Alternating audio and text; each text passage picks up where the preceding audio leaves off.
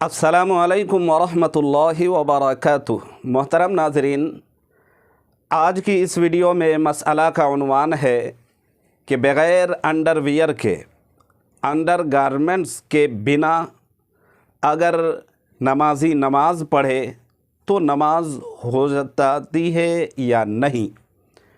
बग़ैर under garments के, बग़ैर अंडरवियर के अगर कोई शख्स चाहे मर्द हो या औरत अगर नमाज़ पढ़े तो नमाज होती है या नहीं होती है।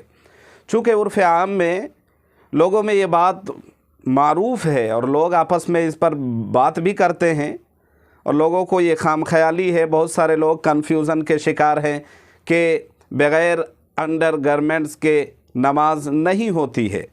बग़ैर अंडरवियर के कोई नमाज़ पढ़ ले, खा मर्द हो या औरत, उसकी नमाज नहीं होती।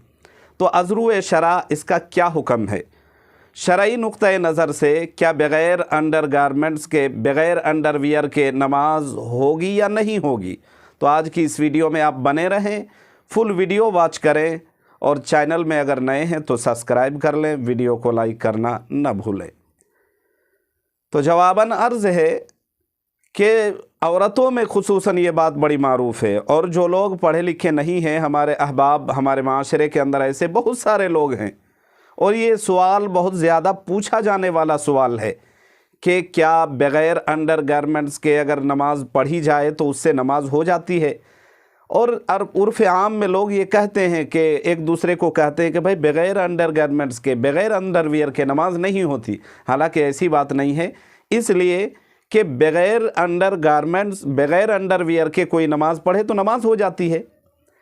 अंडर गारमेंट्स पहनना ज़रूरी नहीं है, नमाज सही होने के लिए सत्र का ढकना ज़रूरी है। अब इस सतर ढका हुआ है, नमाज पढ़ी जा रही है तो नमाज हो जाएगी, उसमें अंडर गारमेंट्स की क्या बात है?